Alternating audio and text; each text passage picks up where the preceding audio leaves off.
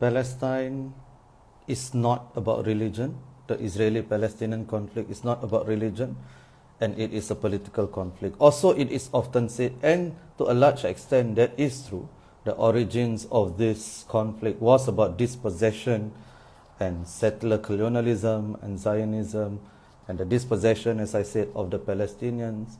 That is the roots or the origins of this conflict. At the same time, I think it would be disingenuous to suggest that there are no religious elements whatsoever. Obviously there are, and one of those religious elements is that Palestine and the Palestinian cause is very close to the hearts of many Muslims throughout the world. So welcome everyone to episode 88. I am delighted to have with us somebody who's eminently qualified to discuss this topic from the Islamic religious perspective, and he's gonna elucidate why Palestine matters in Islam and to Muslims. He is the president of the Singapore Islamic Scholars and Religious Teachers Association, Ustaz Mizi Wahid. So in short, he's a somebody. Okay? And for those who may not know him, especially those who are not Muslim, he has 140,000 followers on Instagram, right? No mean feat. Hello, Ustaz. Hi. Assalamualaikum. Assalam, Walid. How are you? I am good. So thank you so much for agreeing to do this. You look a bit different. Something happened to with your hairstyle, but yes. Midlife crisis. Yeah. Okay, we should do an episode on that. Yeah, so I'm going through some issues, you know. So Ustaz, why is Palestine special to Muslims? You know, so maybe for our non-Muslim friends, some of them may be aware that every Friday we are still doing our special prayer, you know, and this is done throughout the world, and a lot of us, after our prayers, we still include the Palestinians in our prayer. So why is it special to Muslims? Okay, so first of all, I think we'll start with the history, right? In Islam, we acknowledge a lot of prophets and messengers. We believe in them. And this is because of the history of all those prophets, where many of them were associated directly to the blessed land of Palestine, right? And we can go into, the details later about, mentions in the Quran and things like that. But specifically, even for Muslims who believe in Prophet Muhammad, peace be upon him, as the seal of prophethood, as our messenger, there are many things that he went through during his time of prophethood that were associated with the blessed land of Palestine. For example, some people may not know this, but initially, in the beginning, Muslims did not pray facing the Kaaba in Mecca, right? In fact, it was said by some scholars, historians, that it was approximately about 16 to 17 months when Muslims started praying. They actually were facing the direction of Al-Aqsa Mosque, which is in Palestine. So that was the first, direct relationship we had as Muslims with the blessed land of Palestine. And then there is this epic journey that our beloved Prophet, peace be upon him, went, called the Isra and Mi'raj, which is essentially what is mentioned in the Quran as the Prophet ﷺ, peace be upon him, he traveled from Mecca to Jerusalem, Masjid al-Aqsa, in one night. And after that, he ascended to heaven. Now, so he went there specifically to that area. And Allah says in the Quran that this is the land that Allah has blessed it, الَّذِي بَارَقْنَا حَوْلَهُ, and its surroundings is blessed. And that's where he went. So another thing that makes it special, right? So these and other examples would definitely make Muslims very much concerned about what's happening right now in that land. Additionally, I would also add that in Islam, there are the three top most holiest sites. Number one is Mecca, where the Kaaba is, Masjid al-Haram is called. And the second one is in Medina. It's the Prophet's Mosque, Masjid al-Nabawi. And then the third holiest site for Muslims is in Al-Aqsa. Have you ever been there, Walid? I have. Yeah. Which Yourself, year did Ustaz? you go? I went for my honeymoon actually, 2013. Yes. Oh, nice. Yeah. Well, And I I went have to this say, time. Mm. when 2016. Okay.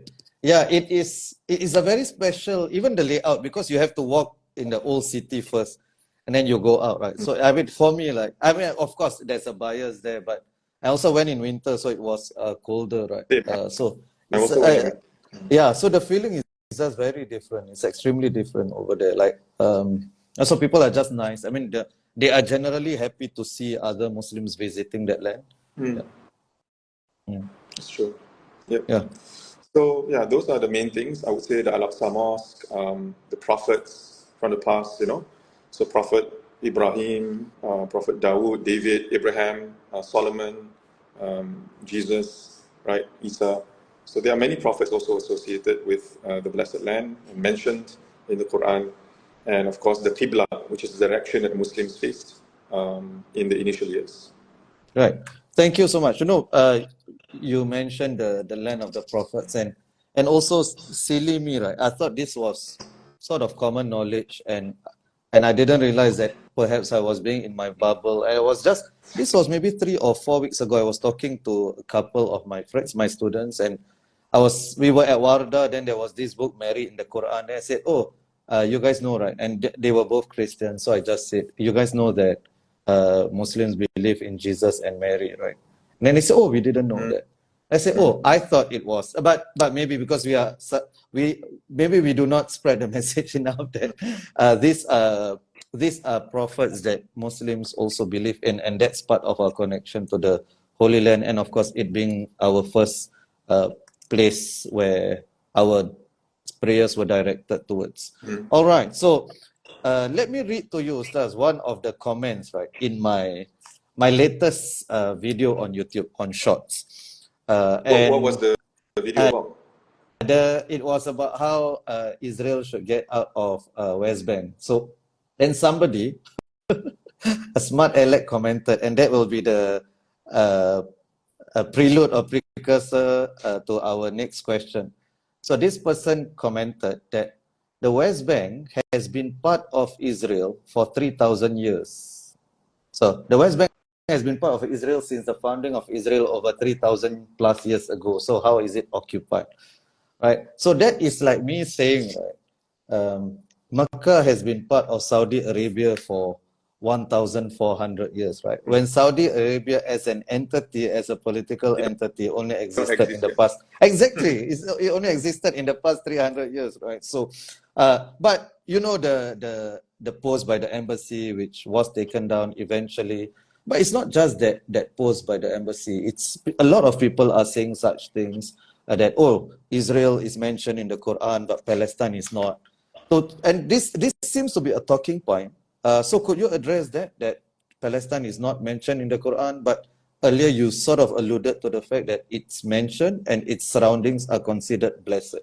Yeah. So I think it's about names. It's just like how you mentioned it, like Saudi Arabia and then Israel as a nation.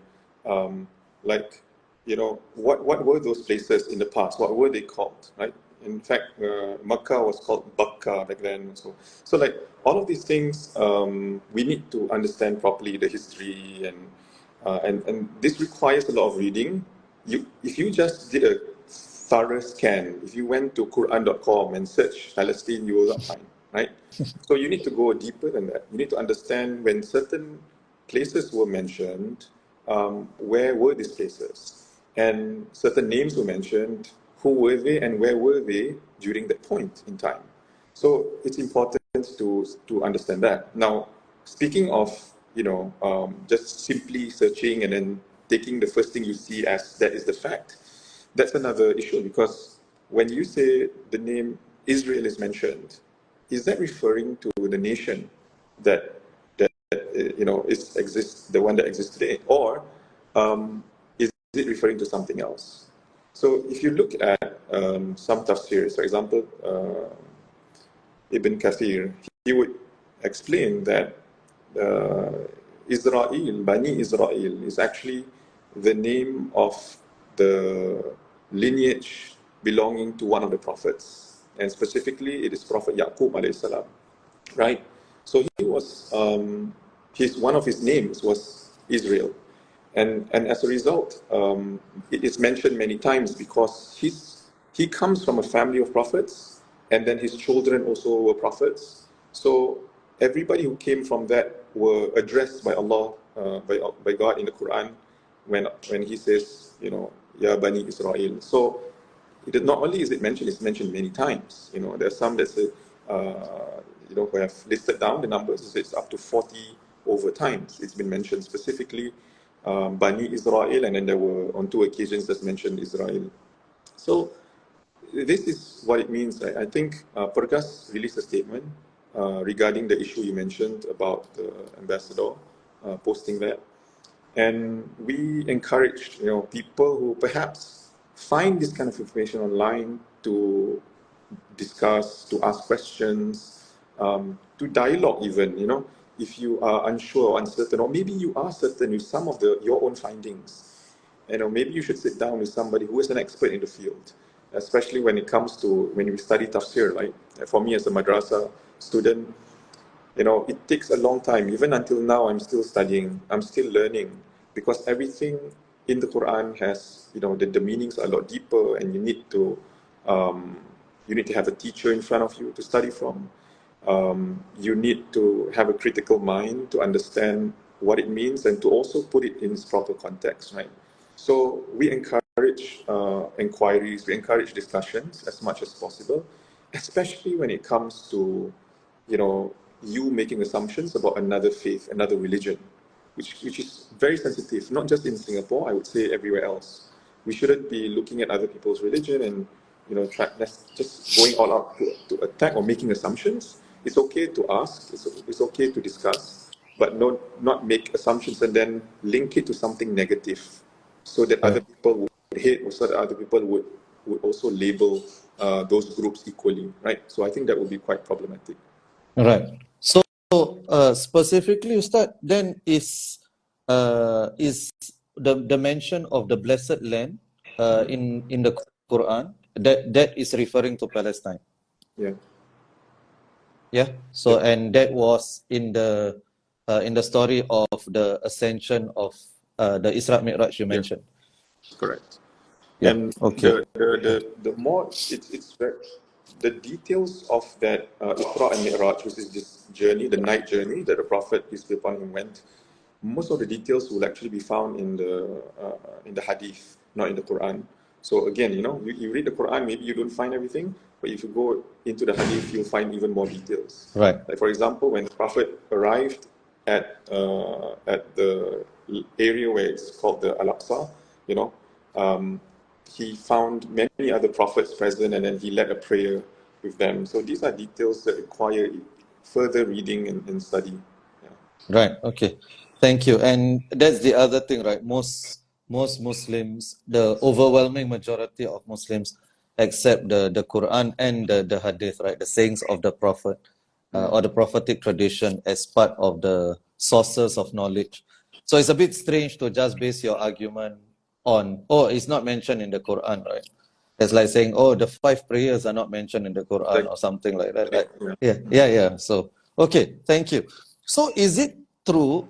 So that's one extreme, right? Then the other extreme also, you have people saying that, in Palestine, Muslims have always existed peacefully with other faiths and so on.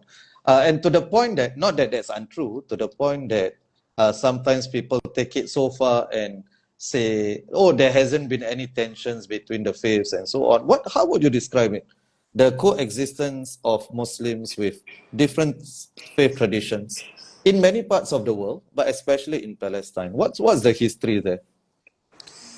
I'll start with the disclaimer. I'm not the best expert to talk about the history of that land, but let me cover it from, first of all, a slightly more macro perspective, right? If you talk about Muslims and non-Muslims coexisting, living together peacefully, harmoniously, it has existed for a long, long time, right? Are we going to gloss over or reject that there were many battles and there were many conflicts and there were many wars along the centuries? Of course not, right? We acknowledge that these things did exist as well, right? So were there fights, were there wars, were there people who died? Yes, right, on both sides. But there were also moments where, the people of different faiths, they existed peacefully. Even during the time of the Prophet, when, peace be upon him, when the treaty, between all the people in Medina, right? And this included the Christians and the Jews and the Muslims. So, everybody was treated respectfully, and that was the order and that was the command. And it's something that I would say Islam encourages us to live in that state, right?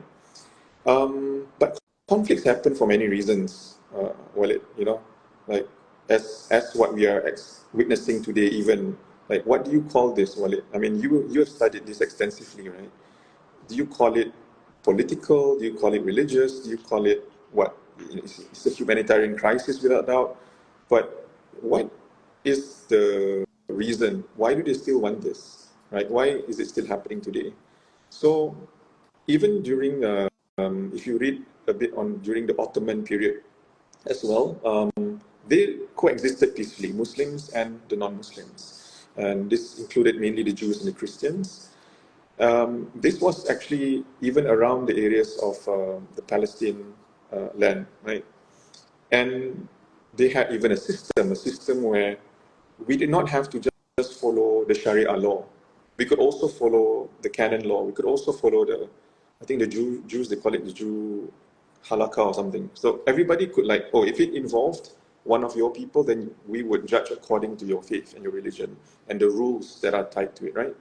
So if you want to look for examples of peaceful living, peaceful coexistence, there are plenty.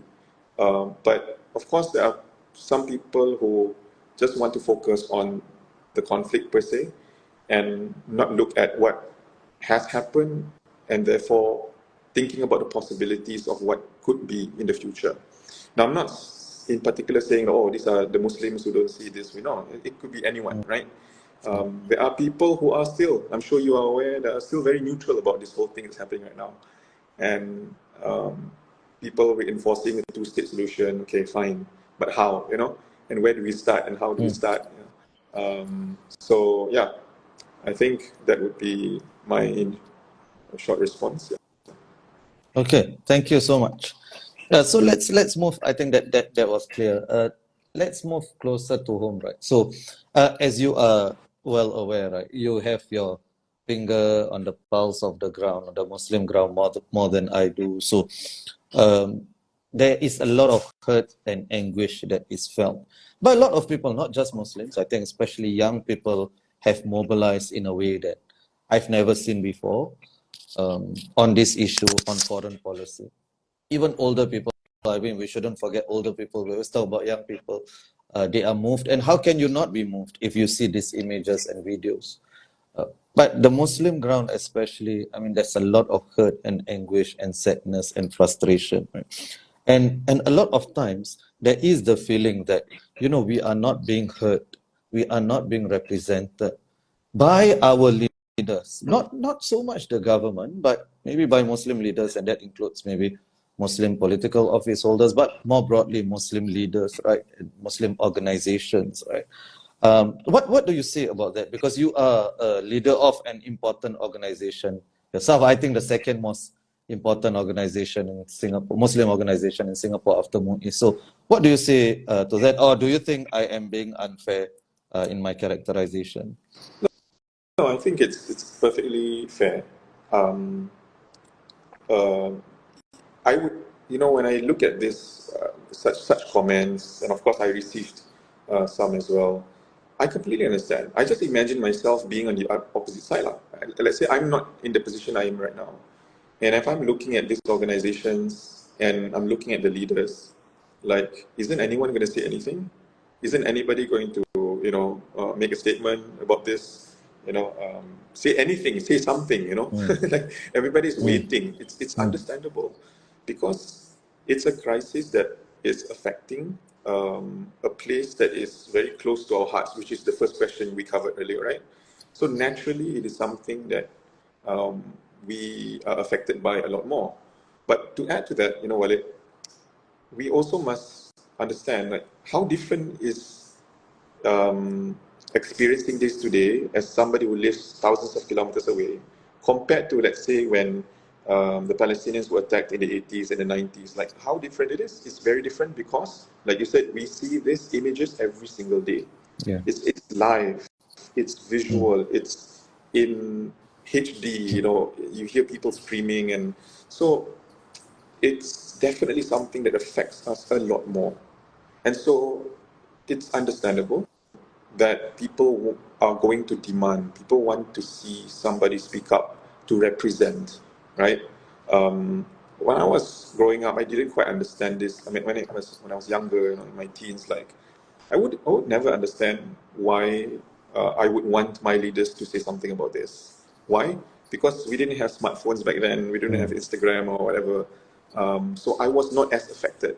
I was not as moved by this. So the grief that people have is what's causing them to say this. The unhappiness towards the humanitarian crisis where Palestinians are not given access to even food and drinks and water, Right. right? Like that's so inhumane. It's horrible.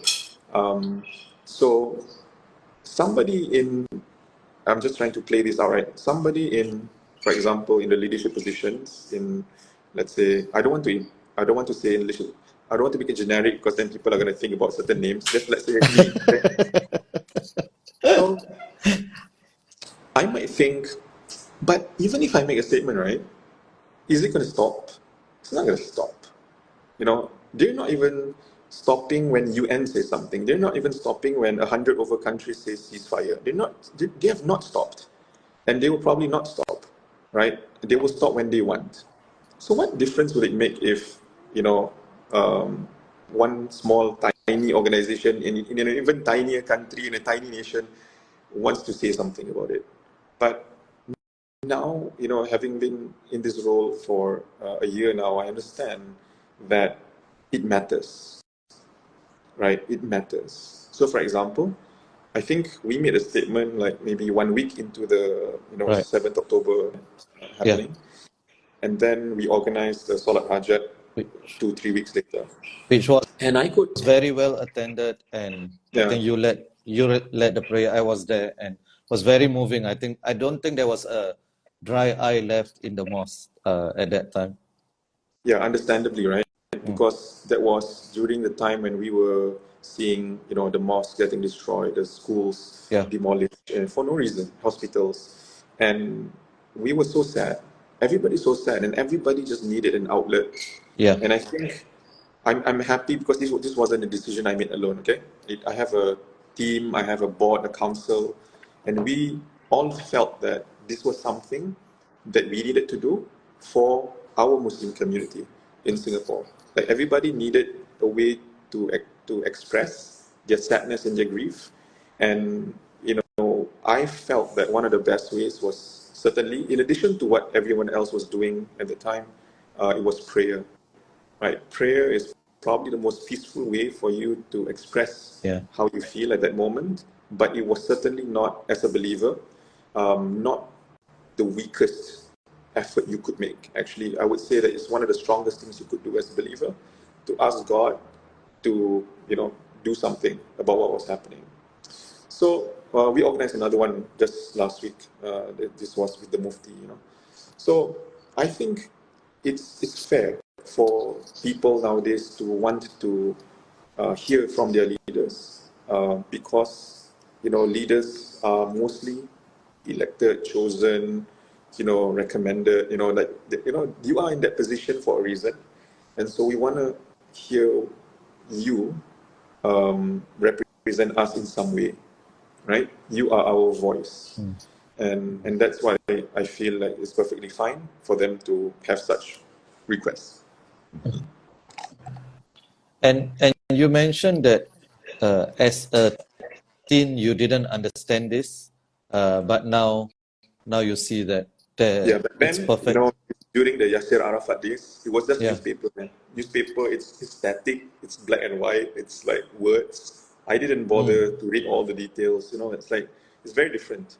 Yeah. But it got clearer and clearer to me, when I went to university, then these things came up. It happened again, and then it became a discussion amongst friends, amongst lecturers. So then, of course, it got clearer to me. Yeah. Yeah. So Abdul Rahman SG commented, not necessarily just to be hurt, but to grieve, to not be able to express how hurt we feel is to not be able to grieve, and that hurts. Yeah, sure. And Liana, I mean, this is a bit of a sidetrack, but I think it's a useful comment. She said many people are still convinced that anti-Zionism is anti-Semitism, as shown in yesterday's UK monk debate. And I think it's also partly, it's important for us also when we are criticizing the actions of Israel, for us not to accept that label, that if you criticize Israel, you're anti-Semitic. That's a ridiculous, preposterous suggestion. At the same time, also, I think it's incumbent on us also not to use things like, oh, these people, right? These people, like, just like how people, we as Muslims, we should understand that the most. After Yeah. 911, when people Yeah. say, You got it all those the time. Muslims, we should know that, right? When we go to some parts of Europe, you still hear this kind of rhetoric. So we should understand that we shouldn't paint an entire community with a broad brush, right? Yeah. So I saw a post. I don't know whether yeah. you saw. In Canada, there was a van with LED lights, and it was Yes. going. That Is one. this Yemen? Yeah. Is this? Yeah. That was horrible. So in the same way, So Walid, I would say we cannot just say, oh, all Jews are like that, yeah. because I follow several accounts where these are, I think, Jewish Voice for Peace, Yes. and there are two or three other accounts I follow. These are Jewish people who actually want the ceasefire. They want all of this to Right. stop. Right. Since October, they Right. wanted Right. this to stop. Yeah, so we can't generalize. Definitely. 100%. So I mean, we must be extra careful, even if somebody says, "Oh, that's not what I mean." Then we must just be extra careful with our words, especially when we know that it's gonna be under scrutiny, right? So yes, thank you for that, Ustaz. So that is really important, that topic, because I had the Aware president or the Aware chief, Corina, on a few weeks ago, and I said to her, I asked why Aware hadn't released a statement or hadn't said anything, and part of the reason is because this doesn't really affect Singaporean women, and Aware was still considering. But she said they were gonna consider it, and I said the statement is not really about changing things, because there's nothing much that we can do here that will change things. Not that we shouldn't do it, especially as Muslims, we believe changing the outcome is not in our hands, but we must put in effort, right? But it was more about showing where we stood. And I said, I've said this on many platforms, including to her and to others. I find it very difficult to take anyone seriously, any liberal people, human rights organization seriously, if you are silent on this issue, which is perhaps the most pertinent issue of our time. And to Aware's credit, they did issue a statement a couple of weeks or 1 week later. So I guess for the Muslims, the Muslim organizations, there's that consideration, but also slightly a bit more as well, which is the Muslim leaders need the buy-in of the Muslim community, right? And if the Muslim community see that the leaders are not representing us or our voices are not heard, then it's difficult then to sell other things, right? Even though it may not be related. I'll give you an example, right? Initially when they said, we need to, Friday prayer is very important to Muslims, but during COVID it had to be stopped. And you see a lot of criticisms, right? I think for the most part Muslims accepted, but there was still some criticisms. And I wonder whether that criticism actually stemmed from a distrust of uh, religious organizations or religious leadership rather than the issue per se, right? And maybe that distrust stems from something else that is not related to COVID, right? Yeah, yeah. So that was my point. Although I have to say, I think I was there during Pergas. Pergas was one of the earliest organizations that said that, and your prayer, your dua, your prayer on that day really touched the hearts of a lot of people. It made us express. We are not as eloquent as you, especially in Malay. There are a lot of things that we wanted to express that we didn't have the words for, and you did it for us. You also did it in English, right? At the same time, right, when I see some leaders or some organizations tell us, right, oh, you have to calm down, you have to calm down. That's not what you tell a grieving person, right? Yes, you tell them that you have to calm down, patience is part of faith and so on. But then there needs to be something more as well, right? Because people want to do something. I've realized something, that people just feel so helpless. They just want to do something, right? True. Like you said, it's an outlet. True. So we need to give them that rather than lecture them as to why they need to be patient. Yeah. Because, I know Pergas was also involved when we did some humanitarian aid preparation. So we helped to pack boxes that were sent. Yes. And we were involved at least twice also, and some other community leaders were also present, which I think helped, right?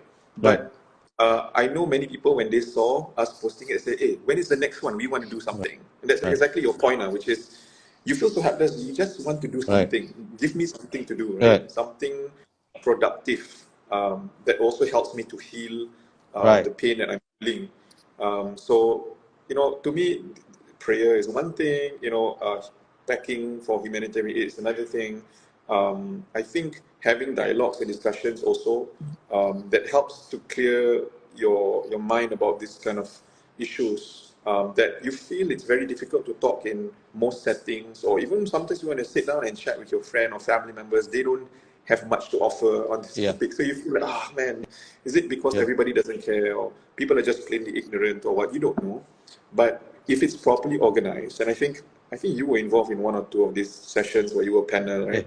And I think those kind of things help. And this is something for us, I guess, to learn moving forward, because I'm guessing this is not going to be the last, unfortunately. So when it happens again, how better prepared we will be as a community to address those issues, to talk about those issues, but also to help our own people, our community here locally, in dealing with what they're seeing every single day. Sorry, Walid, just now I saw somebody said, why are Muslims very selective and they just focus on Palestine when they I was just gonna ask you that. But I saw that one too. Like Congo and Sudan. I thought about that as well, and I feel like the only logical thing, apart from the attachment that Muslims have more towards Palestine for the reasons we covered earlier in the first 5 minutes, is that we don't see it as much online, right? You may think, Alhamdulillah, we don't see it because I don't want to see more horrific things, right? But it's also then unfortunate for those who are suffering in those places. Because I heard the latest numbers is that there were more deaths in Sudan than in Palestine. Even though we see it every day, there have been more. And they live in worse conditions, subpar human conditions, like no access to food and water and same things, So I think it's more of when you don't see it, out of sight, out of mind kind of thing, perhaps the next best thing is to expect your media partners, news networks to do more coverage, and as a result, we would see it. There are not as many people on the ground in those places who are recording it, uploading it, and sharing it. I may be wrong. Maybe there are accounts, but I don't follow them. I don't know, right? But that's how it works, isn't it? This is the pros and cons of social media and the algorithms. If you like one post on Palestine, you will be fed more. If you don't see any of the other issues happening, other conflicts, they will never suggest it to you, for one reason or another. Thank you. I 100%, I completely agree. I could possibly add maybe one more reason is this issue is also where we see the blatant hypocrisy of many world powers, like right in your face, right? If you were, if it's about Sudan or Congo or other things, even if you are not aware, right? when the facts are given to you, I think largely people can accept who are the good guys, who are the bad guys. When it comes to this, it will be both sides, it will be this, it will be that. I think that just makes people more infuriated, amongst other things. And I think also the other thing, I think amongst Muslims, like, I mean, I'm sure you have seen this. This also, a lot of Muslims always ask, so many Muslim countries, why don't we do something like so that adds on to the sense of helplessness and anger that we have, right? Yeah. Yeah. Yeah. Okay.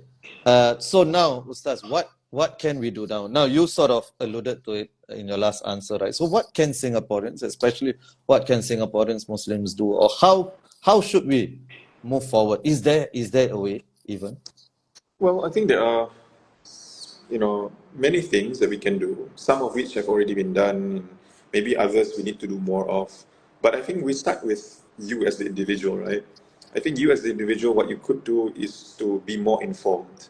So just now I mentioned that, there are many information out there you need to read, and you need to sit in sessions where, experts, historians perhaps sit down and discuss about this, where you can ask questions directly to them. You can disagree with them freely, and to me, these are healthy discussions, right? Maybe along those lines also, if it starts to get a bit religious, because it gets a bit blurry for some people. Sometimes they think this is purely religious, perhaps. Interfaith dialogue, which it rarely happens like in Singapore. In Singapore, there's interfaith talks and interfaith sharings, and I've been a part of some of those. So we talk about weddings. How is a Muslim wedding different from a Christian wedding? Those kind of things, very safe topics. I understand what I understand, but maybe there is special types that can be organized for some groups that want that and need that and are ready for that. So yeah, so those are the first two. Another one would be community support, where I think the people who have been witnessing the horrific things that they see every day, children dying, injuries, amputations, babies dying in the hospital because the hospital has barely anything left to support anybody. They need emotional support. They need counseling. Some of them maybe need therapy. I met President Tarman maybe 2 months ago, and I actually shared with him this. And one of the things, because he asked me, how are things, and I said to him, I think, in addition to everything else that I mentioned, one of the things was we need to provide more of this. Because, again, this has got to do with our points earlier about people needing a way to grieve properly, or people needing an outlet. And one of those outlets definitely is talking to somebody. But there's a big difference between talking to somebody who understands and somebody who doesn't understand, somebody who cares and somebody who doesn't care. Very different, right? So that is one of the things that we could also do. That's part of the community support. Community support is not just about the community receiving help, but sometimes they feel helped when they help. You understand what I mean? Right. Like many times in life Right. also, when I'm feeling very down and I think I need help, but then somebody comes along and I help them, suddenly I feel like, wow, that's what I needed, Right. to get up and do Right. something. Right. So and being there for one another, charitable donation events, things like that. The third thing, or is this the fourth thing? I don't know. Yeah. Would be advocacy work, something you're very familiar with. Talking about advocacy. I have a talk I think tomorrow. Oh yeah. Some students on It's at AMP, right? Yeah. advocacy burnout, something like Yeah. that. So I think we are seeing more and more people doing advocacy work. We have platforms for people to do that, and it's free and it reaches people, and it attracts people who share a common belief in a particular cause, right? You are either with something or against something, for something or against it, and then you develop communities, you develop friendships, and then this work that you do is creating more awareness, right? If that's advocacy work, you're creating more awareness towards people who before this probably didn't know. or they didn't know enough. I mean, I've had some friends who are non-Muslim and they knew a little bit about it, but when you start sharing a bit more, oh, really? You start, oh, I didn't know that, Oh, I thought it was this, I thought it was that. So sometimes advocacy work could be a one-on-one thing, could be you and your Right. colleagues. Suddenly you're having lunch with your non-Muslim colleagues, they bring this up, or they read something Right. on Twitter and then, hey, what's this? Are you Right. following this? And to me, these are all moments where we could advocate for the rights of, in this case, the Palestinians and their human rights even. So advocacy is another one. And then I think the last one, going back to personal. So just now, the first one was personal. You read more, be more informed. The last one is also back to personal, spiritual growth. Like, what can you do in terms of prayers and, deep reflections. Sometimes you need to meditate. For us Muslims, we do remembrance of God, like dhikr. And this helps to calm us a little bit more and remind us of who's in control. And we need to trust God's wisdom, trust God's timing, even though we wish it would have ended a long time ago. We wish we wouldn't have to come to this, but there's always a reason. When you read the Quran and you read all the stories of how some communities suffered in the past, we read the brief. We didn't see the things that would happen, right? We know the summary of it. We didn't know how many people suffered and how they suffered and how long. And so maybe it lasted 10 years. We don't know, right? So patience is something that we need to remind ourselves to do. As you said, if you tell other people to be patient, they'll probably elbow you in the face. But you need to tell yourself that in some occasions, I just need to cool down a bit. Yeah. No, that was excellent. You mentioned this. I guess this applies to believers, right? And so for people who do not believe in God, then it has to be some other form of coping mechanism. But I don't know whether a couple, maybe 3 years ago, I lost my babies, and I Yes. feel that if I didn't believe in God, right, I don't know what would have happened to me. Like, just mentally, like, I think I would have been gone. And that is just a small thing compared to what they are going through right now. So it has. I mean, I think believing in a higher power, believing in God, and knowing that ultimately there is, God's wisdom, right? Infinite wisdom. In His infinite wisdom we trust, right? It gives me a lot of comfort in those difficult times, right? But the other thing, right? So that's the more religious part, but the secular part is what you said, right?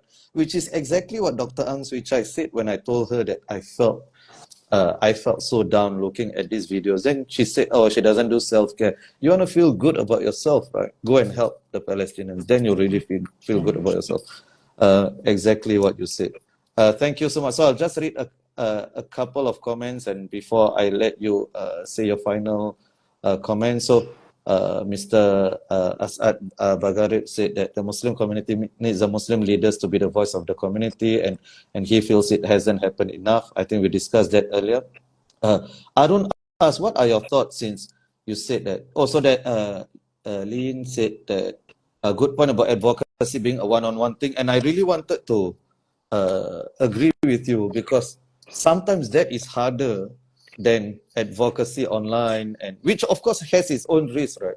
But the advocacy, the interpersonal one with people whom friendship you actually cherish, because sometimes what if actually they don't care about this? And as a human being, right, it will affect you on some level, right? There You have been feel some people, disappointed. You I feel feel so disappointed. disappointed. There are some people whom I respected, I still do respect, but I must say my respect is much less after this whole incident, because this incident has been sort of clarifying to me. But that advocacy one-on-one needs to happen. But Arun asked, what if, since it's so difficult, right, in some areas, because there's a lot of restrictions to community solidarity events. So how do you overcome that? Sorry, what is the question He again? said because there are a lot of restrictions to organizing in Singapore, right? Community solidarity. So how do we overcome that? Yeah. I think I've seen a lot of things being given permission to be organized, like talks, panel discussions, even the Palestinian movie film festival or something, right? Yeah, The film festival. I think if you organize it properly, if you apply for the permits properly, if you invite the right people, who are knowledgeable in these things, then I think there's a very high chance that it will also be given the green light. So I think I we agree. cannot just give up before properly trying, and do it the right way, basically. I agree. I think especially in this period, the government has shown its willingness to engage, and I think we should reciprocate and we should take advantage of it. We should do it. Yeah. So, Ustaz, any final words you have? I, I, I, I, I was wondering what to say, but then I was reminded yesterday, I actually had a couple. Now I'm a solemnizer, right? Yeah. And since the last 5 years, there's this new program where you have to be interviewed by your solemnizer before you can be solemnized. So yesterday, I interviewed a couple. One is, the lady is Singaporean, the guy is actually Palestinian. Oh. And he's not in Singapore now, he's in overseas studying, not in Palestine. But his family, he said, he's in Gaza, specifically Gaza. And so he was from there. He left Gaza around 2016 to study overseas and work. So I was just like, man, how do you feel? He said, my family's all still there. He said, my parents, my siblings, my uncles, my cousins, they're all still there. And he looked sad, but he immediately said something, that amazed me, but it's a fact that I'm starting to accept also, which is, he said, the people over there, my people, they are not scared. Yes, they are the bravest people. They want to stay because that is their land. And even if it means losing everything, and they will just continue to be there, right?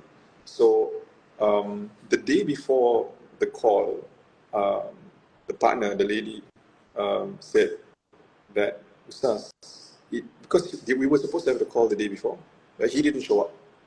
And then she said, Ustaz, I got to know 2 days ago that he found out his brother died in Gaza. So it could be that he's affected by it. Can we postpone tomorrow? So we had the call yesterday instead. But he did not show anything during that call, any sadness. He was just like normal. But that's how strong they are. And I'm just so amazed. I will forever be inspired by their faith. And I mean that at every level, whatever faith is to you, right? That level of belief. So I just wanted to share that. It's my last words. Oh, thank you. I think there is no topping that. That is such a beautiful story. And I think, you and I have met Palestinians in Palestine throughout the whole. I think roughly, generally, that is the sentiment, right? That's the sense that I get. The Palestinians are the best of us. There was the poet who said, it's as if it's not that Palestinians are living under occupation, but they are living above occupation. It hasn't affected their humanity. Ustaz Mizi Wahid, thank you so much for doing this. I really appreciate it. It's almost 50 minutes. Thank you for your time. And hopefully we'll have another session, maybe on advocacy or something. We had another topic there. What was it? Midlife crisis. Yes. Maybe okay, that one we need more than 2 maybe on hours. that episode you'll have to grow your facial hair. You have a different different shirt. Yes. Okay, Thank you have so a much, good rest. Ustaz. Okay, Take care. same to you. Assalamualaikum. Bye-bye.